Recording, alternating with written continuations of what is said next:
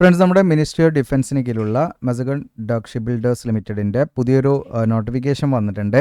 ഇതിലേക്ക് നിങ്ങൾക്ക് ITI കഴിഞ്ഞവർക്ക് apply ചെയ്യാം. ഇനി 8ാം ക്ലാസ് പാസ്സായവർക്ക് അപ്ലൈ ചെയ്യാം. അതായത് 10th ഫെയിൽ ആയവർക്കും അപ്ലൈ ചെയ്യാം. ഇനി 10th പാസ്സായവർക്കും അപ്ലൈ ചെയ്യാൻ പറ്റും. ഓക്കെ, 10th വെച്ചിട്ട് അപ്ലൈ ചെയ്യാൻ പറ്റും. ITIയുടെ ആവശ്യമില്ല. ഇനി ITI വെച്ചിട്ട് അപ്ലൈ ചെയ്യാൻ പറ്റുന്ന വേക്കൻസി ഉണ്ട്. ഇനി അതല്ലെങ്കിൽ 8ാം ക്ലാസ് പാസ്സായവർക്ക് അപ്ലൈ ചെയ്യുന്ന വേക്കൻസി ഉണ്ട്. ഇനി ഇപ്പോൾ ഉയർന്ന ക്വാളിഫിക്കേഷൻ ഉണ്ടെങ്കിലും അപ്ലൈ ചെയ്യുന്നതിൽ യാതൊരു തടസ്സവുമില്ല. മെയിൽ ആൻഡ് ഫീമെയിൽ കാൻഡിഡേറ്റ്സിന് ഇതിലേക്ക് അപ്ലൈ ചെയ്യാൻ പറ്റും. ഓക്കെ, അപ്പം 500-നടുത്ത് വേക്കൻസികളുണ്ട്. അപ്പോൾ നിങ്ങൾക്ക് ഇതിലേക്ക് ഫ്രഷേഴ്സിന് അപ്ലൈ ചെയ്യാം. നല്ലൊരു സ്കീമാണ്. ഇതിലേക്ക് താല്പര്യം ഉണ്ടെങ്കിൽ വീഡിയോ സ്കിപ്പ് ചെയ്യാതെ മുഴുവനായിട്ടും കാണുക. എങ്ങനെയാണ് അപേക്ഷ നൽകണം, എങ്ങനെയാണ് ഇതിൻ്റെ സെലക്ഷൻ തുടങ്ങിയുള്ള കാര്യങ്ങളൊക്കെ വിശദമാക്കുന്ന വീഡിയോ ആണ്. അപ്പോൾ ഇത്തരത്തിലുള്ള ജോബ് അപ്ഡേഷനും കാര്യങ്ങളും ലഭിക്കാൻ നമ്മുടെ ചാനലിൽ കയറി റീസെൻ്റ് ചെയ്ത വീഡിയോസും കാര്യങ്ങളൊക്കെ നിങ്ങൾക്ക് കാണാം. അതോടൊപ്പം സബ്സ്ക്രൈബ് ചെയ്യാനും ബെല്ലേക്ക് എനേബിൾ ചെയ്യാനും മറക്കണ്ട. പിന്നെ മെമ്പർഷിപ്പ് എടുത്ത കുറച്ച് ഉദ്യോഗാർത്ഥികളുണ്ട്. അപ്പോൾ അവർക്ക് നമ്മൾ മെമ്പേഴ്സ് ഓൺലി വീഡിയോസ് നമ്മൾ ചെയ്തു വരുന്നുണ്ട്. അപ്പോൾ അത്രയും വീഡിയോസ് നിങ്ങൾക്ക് കാണാനായിട്ട് നമ്മുടെ ചാനൽ സബ്സ്ക്രൈബ് ബട്ടൻ്റെ സമയത്ത് ജോയിൻ ബട്ടൺ ക്ലിക്ക് ചെയ്ത് നിങ്ങൾക്ക് എന്ത് ചെയ്യാൻ പറ്റും, മെമ്പർഷിപ്പ് എടുക്കാൻ പറ്റും. താല്പര്യം ഉണ്ടെങ്കിൽ മെമ്പർഷിപ്പ് എടുക്കാം. അത്തരം വീഡിയോസ് നിങ്ങൾക്ക് കാണാം. അപ്പോൾ നേരെ നമുക്ക് ഇതിൻ്റെ ഒഫീഷ്യൽ നോട്ടിഫിക്കേഷൻ ഓപ്പൺ ആക്കാം. ഇതാണ് നോട്ടിഫിക്കേഷൻ.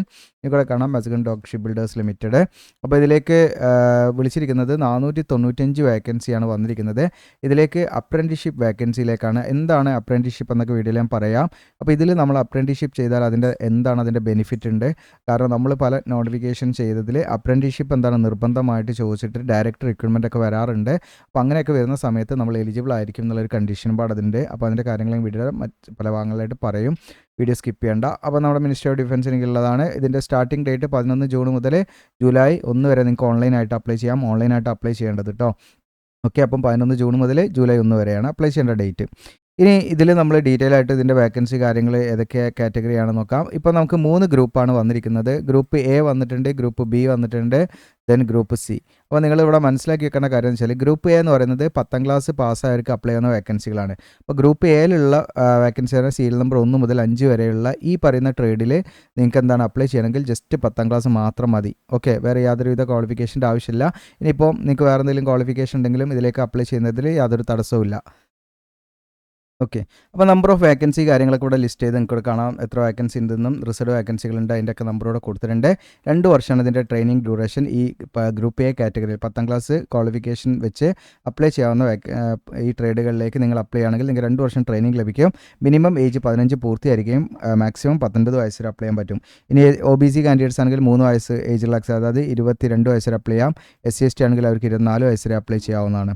ഇനി അടുത്തത് കാറ്റഗറി ഗ്രൂപ്പ് B ആണ്. ഇതിലേക്ക് ITI പാസ്സായവർക്ക് അപ്ലൈ ചെയ്യാൻ പറ്റുള്ളൂ. അതായത് സീരിയൽ നമ്പർ 6 മുതൽ സീരിയൽ നമ്പർ 16 വരെയുള്ള ഈ ട്രേഡിലേക്ക് അതത് ട്രേഡുമായി ബന്ധപ്പെട്ട് നിങ്ങൾക്ക് ITI ഉണ്ടായിരിക്കണം എന്നുള്ളതാണ്. അപ്പോൾ ഫിറ്റർ നിങ്ങൾക്ക് ഇവിടെ കാണാൻ സ്ട്രക്ചറിൽ ഇതിൽ ITI ഫിറ്റർ കഴിഞ്ഞിട്ട് അപ്ലൈ ചെയ്യാം. 50 വേക്കൻസിയാണ് ഇതിൽ കേട്ടോ. ഓക്കെ, അതുപോലെ ഡ്രാഫ്റ്റ്മാൻ മെക്ക്, പിന്നെ അതുപോലെ ഇലക്ട്രീഷ്യന്, ICTSM, അതുപോലെ ഇലക്ട്രോണിക് മെക്കാനിക്, R&DC, അതുപോലെ നിങ്ങൾക്ക് painter general, then pipe fitter or plumber, welder, COPA, പിന്നെ wood work technician or carpenter, ഇതൊക്കെയാണ് വിളിച്ചിരിക്കുന്നത്. എത്ര വേക്കൻസിൻ്റെ ഇവിടെ കൊടുത്തിട്ടുണ്ട്.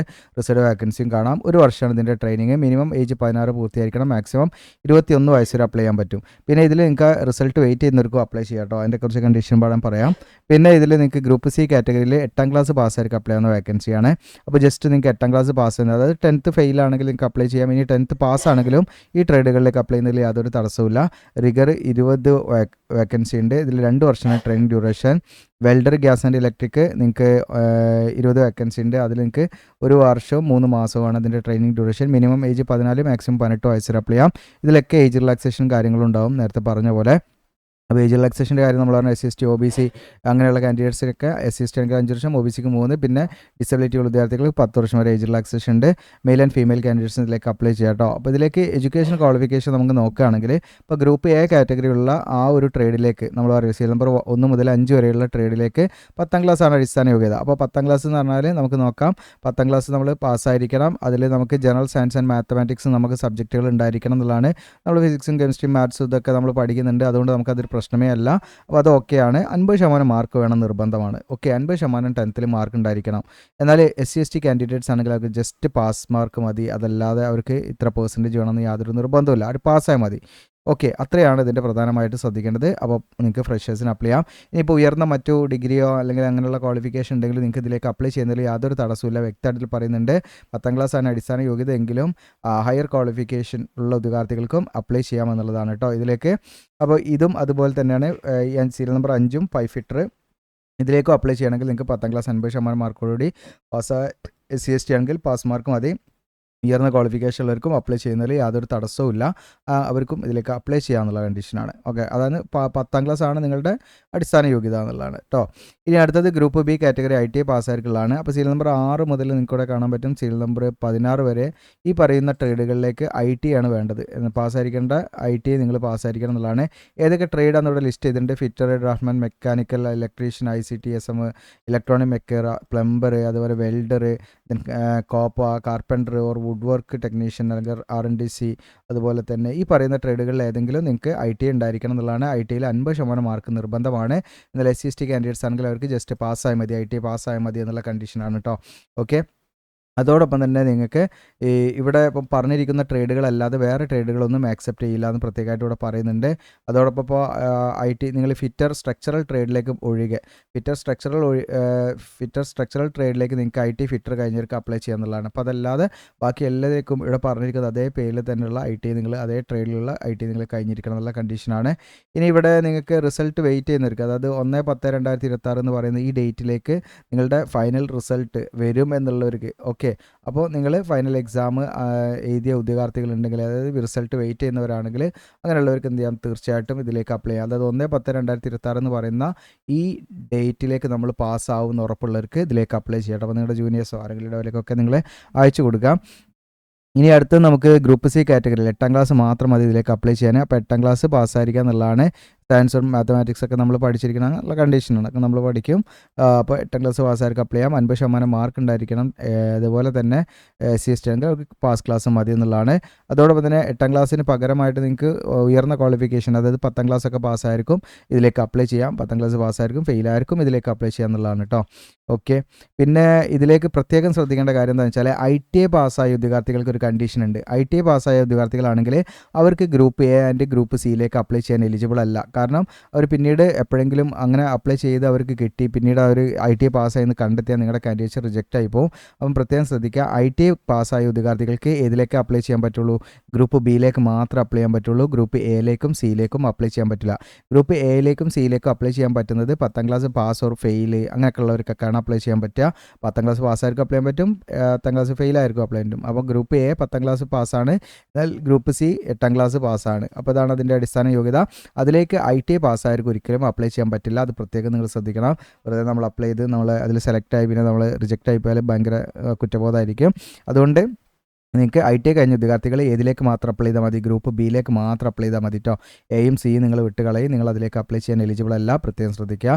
അപ്പോൾ അതോടൊപ്പം തന്നെ ഒരു ഉദ്യോഗാർത്ഥിക്ക് ഇപ്പം നിങ്ങൾക്ക് എയിലേക്കും ഗ്രൂപ്പ് സിയിലേക്കും ഒരുമിച്ച് അപ്ലൈ ചെയ്യാൻ പറ്റും. ഇപ്പം ഞാൻ ഫോർ എക്സാമ്പിൾ 10ാം ക്ലാസ് പാസ്സാണ്, അപ്പോൾ എനിക്ക് എന്ത് ചെയ്യാം, ഗ്രൂപ്പ് എയിലെ വേക്കൻസിയിലേക്കും അപ്ലൈ ചെയ്യാൻ പറ്റും, അതുപോലെ ഗ്രൂപ്പ് സിയിലെ വേക്കൻസിയിലേക്ക്. കാരണം സിയിലെ വേക്കൻസി എന്ന് പറഞ്ഞാൽ ഞാൻ 10ാം ക്ലാസ് പാസ്സാണ്, ഓക്കെ, SSLC ഞാൻ പാസ്സാണെന്ന് വിചാരിക്കുക. ഓക്കെ, അപ്പോൾ SSLC പാസ്സാണെങ്കിൽ എനിക്ക് ഗ്രൂപ്പ് എയിലെ ക്വാളിഫിക്കേഷൻ എന്ന് പറഞ്ഞാൽ 10ാം ക്ലാസ് ആണ്, അത് 10ാം ക്ലാസ് വെച്ചിട്ട് അപ്ലൈ ചെയ്യാം. എന്നാൽ ഗ്രൂപ്പ് സിയിൽ നമുക്ക് ക്വാളിഫിക്കേഷൻ എന്ന് പറഞ്ഞാൽ 8ാം ക്ലാസ് ആണ്. അപ്പോൾ ഞാൻ 10ാം ക്ലാസ് പാസ് വെച്ചിട്ട് നമുക്ക് എന്ത് ചെയ്യാം, ഗ്രൂപ്പ് സിയിലേക്കും അപ്ലൈ ചെയ്യാം. കാരണം 8ാം ക്ലാസ് ആണെങ്കിലും ഉയർന്ന ക്വാളിഫിക്കേഷൻ ഉള്ളവർക്ക് അതിലേക്ക് അപ്ലൈ ചെയ്യാം. പക്ഷേ ITI കഴിഞ്ഞവർക്ക് ഈ പറയുന്ന ഗ്രൂപ്പ് എയിലേക്കും ഗ്രൂപ്പ് സിയിലേക്കും അപ്ലൈ ചെയ്യാൻ പറ്റില്ല, അവർക്ക് ഗ്രൂപ്പ് ബി മാത്രമേ അപ്ലൈ ചെയ്യാൻ പറ്റുള്ളൂ. ആ ഒരു കണ്ടീഷൻ പ്രത്യേകം ശ്രദ്ധിക്കുക. അപ്പോൾ ഒരു ഉദ്യോഗാർത്ഥിക്ക് എന്ത് ചെയ്യാം, ഗ്രൂപ്പ് എയിലേക്കും സിയിലേക്കും ഒരുമിച്ച് അപ്ലൈ ചെയ്യാം. ഇനി സിംഗിളായിട്ട് നിങ്ങൾക്ക് ഗ്രൂപ്പ് എ മാത്രം മതിയെങ്കിൽ ഗ്രൂപ്പ് എ മാത്രം ആക്കാം, അതിലും കുഴപ്പമൊന്നുമില്ല. നിങ്ങൾക്ക് രണ്ടിലേക്കും അപ്ലൈ ചെയ്യുന്നതിൽ യാതൊരു തടസ്സമില്ല. പക്ഷേ ഒരു കണ്ടീഷൻ എന്ന് വെച്ചാൽ നമ്മൾ സെപ്പറേറ്റ് ആയിട്ട് അപ്ലൈ ചെയ്യണം. ഓക്കെ, അതായത് ഗ്രൂപ്പ് എയിലേക്ക് നമ്മൾ വേറെ അപ്ലൈ ചെയ്യണം, ഗ്രൂപ്പ് സിയിലേക്ക് അപ്ലൈ ചെയ്യണം, അത് വേറെ ആയിട്ട് അപ്ലൈ ചെയ്യണം എന്നുള്ള കണ്ടീഷനാണ്. ആ കാര്യങ്ങളൊക്കെ അവിടെ ഓർത്ത് വെക്കുക. ഇനി ഈ പറയുന്ന SC/ST OBC അങ്ങനെയുള്ള കാൻഡിഡേറ്റ്സ് ഒക്കെ ആണെങ്കിൽ സെൻട്രലിൻ്റെ പർപ്പസിന് തയ്യാറാക്കിയ കാറ്റഗറി സർട്ടിഫിക്കറ്റ് അപ്ലോഡ് ചെയ്യണം. പിന്നെ വിമൻ കാൻഡിഡേറ്റ്സിന് 30% റിസർവേഷൻ ഉണ്ടെന്ന് പറയുന്നുണ്ട് കേട്ടോ സെലക്ഷൻ്റെ ഭാഗമായിട്ട്.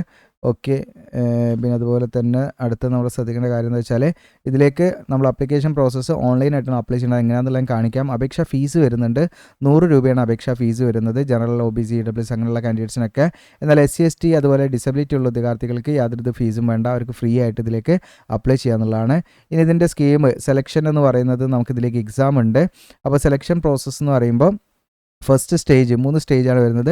ഫസ്റ്റ് സ്റ്റേജ് ഓൺലൈൻ എക്സാമിനേഷനാണ്. ഓൺലൈൻ എക്സാമിനേഷൻ എന്ന് പറഞ്ഞാൽ group A and B C ഈ പറയുന്ന എല്ലാ കാറ്റഗറിയിലേക്കും എക്സാം ഉണ്ട്. അതിന് ഓരോ സ്കീമും കൂടെ കൊടുത്തിട്ടുണ്ട്. ഗ്രൂപ്പ് എയിൽ നമുക്ക് എന്താണ് അതിൻ്റെ സ്കീം, ഗ്രൂപ്പ് ബിയിൽ എന്താണ്, ഗ്രൂപ്പ് സിയിൽ എന്താണെന്ന് കൊടുത്തിട്ടുണ്ട്. 100 മാർക്കിൻ്റെ മൾട്ടിപ്പിൾ ചോയ്സ് ക്വസ്റ്റ്യൻ ആയിരിക്കും. അപ്പോൾ നമ്മൾ എലിജിബിൾ ആണെങ്കിൽ നമുക്ക് ഈ പറയുന്ന എക്സാം എഴുതാമെന്നുള്ളതാണ് കേട്ടോ. ഓക്കെ, അപ്പോൾ നിങ്ങൾക്ക് ഗ്രൂപ്പ് എ ആണെങ്കിൽ സബ്ജക്റ്റോട് കൊടുത്തിട്ടുണ്ട് English, GK, physics, chemistry, mathematics ഒക്കെ ആണ് വരിക. 100 ക്വസ്റ്റ്യൻസ് ഉണ്ടായിരിക്കുക.